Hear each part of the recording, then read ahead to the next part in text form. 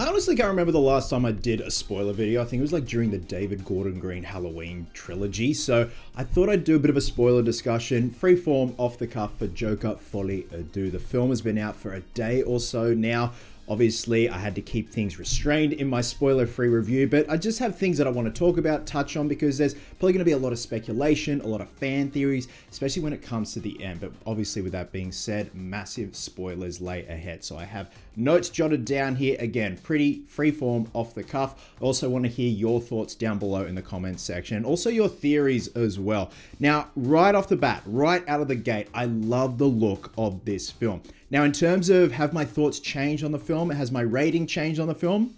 Possibly. I may bring it down half a star. Like, the more I reflect on it, the more I let it gel, the more I let it marinate. It just doesn't bode well with me on a whole as a follow-up to, quite frankly, a perfect film in my opinion. I love the first Joker film. I gave it a 5 out of 5. And to me, this just missed the mark. And then some. I have a feeling that Todd Phillips, Scott Silver, they wanted to come back, but they had to do something different. They couldn't do a rinse and repeat, which I think in this case, you necessarily didn't have to rinse and repeat.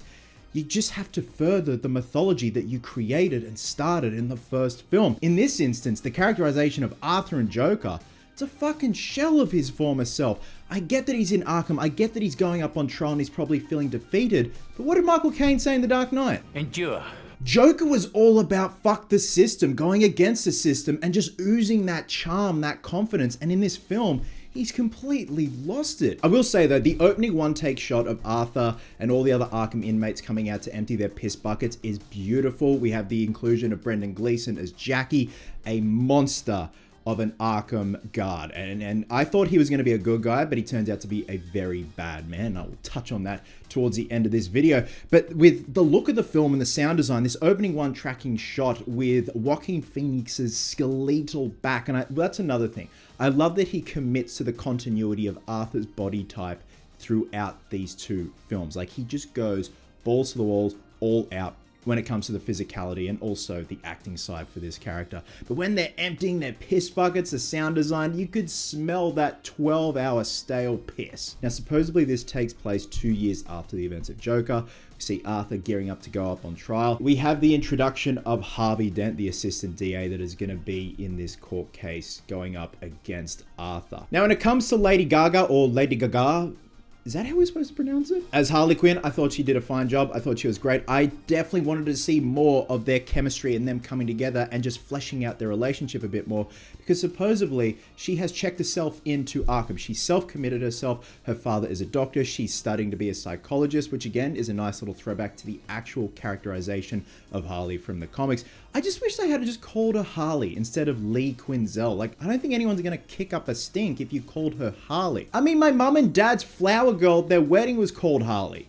It's a good name. And there's other notions that Lee doesn't even exist, that she's all in Arthur's head, especially the sequence when they have sex and she supposedly gets pregnant. He's wearing makeup and then he's not wearing makeup. So it's that suggestive kind of thing. It kind of leaves it up to the audience. Is she real? Is she a figment of his imagination?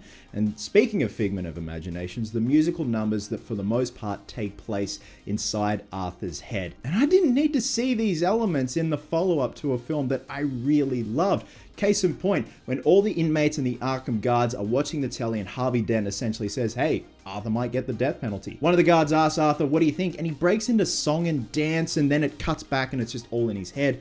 And for the most part, these songs just do take place, these musical numbers take place all in his head. I feel like that's his little outlet. That's his escape of reality, because he relies on music and interpretive dance and all that. And those musical numbers are beautiful, just they don't belong in this film. Now, when there are musical elements in reality, he's just kind of murmuring and singing to himself. And at the end, when Arthur confronts Harley on the stairs that we see from the first film, near where his apartment was, and she breaks up with him, and you know, she says that she's pregnant a few scenes earlier when the court case is going on, because she's had enough of him. She's like, well, you're all for nothing now. You're a fraud. You're a phony. She fucks off up the stairs, but they also filmed a sequence of her dancing down the stairs, which I think I prefer. It's kind of a nice throwback and a mirror of the first film when Arthur is finally free and he's dancing down the stairs. The cops come after him. It would have been nice because Harley is supposedly quote unquote free, even though she was the one kind of encouraging Arthur to do bad things. It just kind of felt very slapdash quick and just a way to get it out of the way that she's broken up with him and now it's all under the climax of what is going to happen to Arthur. When it comes to the courtroom scenes, those were my favorite. Even though not much is going on, it's all in the dialogue. It's all seeing the victims of Arthur from the first film and the psychological damage. Case in point, the character of Gary played brilliantly, like I said in my spoiler-free review, by Lee Gill. I think he did an incredible job, and unpopular opinion, in that sequence, he outshone Joaquin Phoenix. You got Joaquin Phoenix up there doing his best foghorn, leghorn impression when he decides to represent himself and fire his lawyer. And Gary is quivering. He is on the verge of tears. He is trying to hold it together, and he essentially says to Arthur, dude, you have ruined me. You have physically and mentally broken me, and quite frankly, I would have rather you have killed me right beside Randall instead of me living this hell each and every day. And it finally hits Arthur. It actually affects him. At first, he's trying to put up this facade, again, doing his best foghorn leghorn impression, the Texan lawyer that doesn't give a shit, and he finally snaps, and it finally gets through to him what he's done. And we also have the return of Zazie Beetz, and again, the first film and this film kind of leaves stuff up to the audience. I thought Zazie Beetz' character died in the first film. I thought the doctor at the end of the first film died. But apparently his body count is 6. They initially thought 5, but then he admits to killing his mother. And then Zazie Beetz returns and takes a stand against him. Now also during one of the courtroom scenes, Arthur tears shreds off the Arkham guards, and when he returns to Arkham, they beat the absolute shit out of him. Now, I don't know. Few people have said yes, few people have said no. Did the guards violate Arthur in the washroom, or did they just throw him in the shower and wash all the makeup off? Because essentially they're like, when you've got that makeup on, you think you're better than us. But the way they kind of framed it and cut away, I could swear I could see not Jackie, but one of the Arkham guards do something with their belt, like around their pants area. So I don't know if they violated Arthur, but then when Arthur's friend pipes up and starts singing, they kill him as well, whilst it's all closed in on Arthur's face and his reaction when he's in his cell. And that reminded me of Hereditary, when the character of Peter kills his sister. When her head is knocked off, he returns home, leaves her body in the car, and it's that lingering shot on Peter as Toni Collette's character comes out, finds her daughter's headless body in the car, and it's just that reaction. The reaction of his friend getting killed, and this is all his fault, and he is broken. He is no longer Joker. Because Arthur's lawyer is trying to claim that him and Joker are two different people. It's just another side of him. It's trauma from his childhood, what has happened to him. And the next day in court, Arthur essentially says, there is no Joker, I give up, this is all for nothing. And that's what pisses me off. The things that Todd Phillips and co had built up in the first film, fuck the system. It is now all for nothing and just goes out on an absolute whimper. And then when Arthur is found guilty of murder, a bomb goes off and we're panning along in this one tracking shot that goes out onto the street. But whilst we pan through the courtroom, the rubble, you see Harvey Dent on the ground with half of his face damaged. And I thought,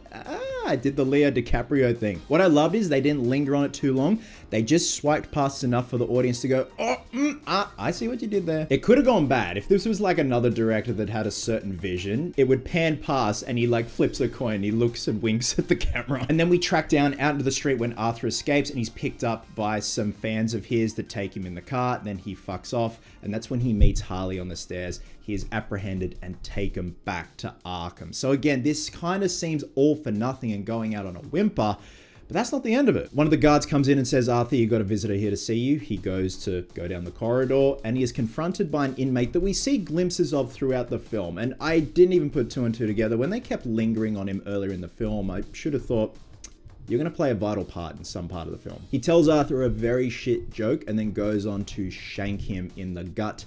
Arthur bleeds out and dies, and I didn't even notice this because my eyes were fixated on Joaquin slowly dying, but in the background, this person who has stabbed Arthur carves a smile into his face.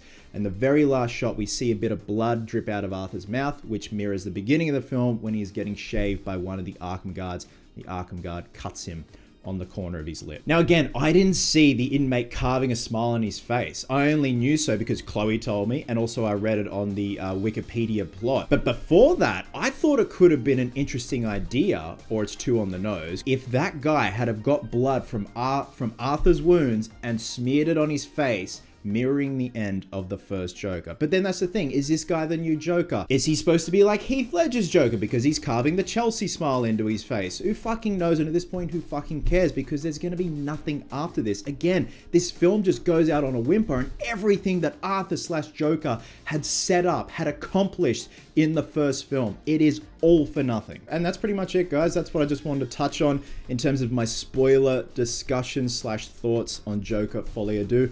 Do I need to see this film again? Do I want to see this film again?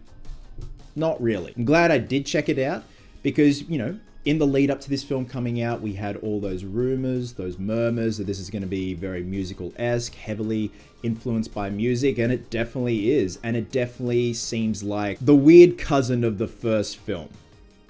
You just don't know how to take them. Love you guts, and I'll catch you in the next one.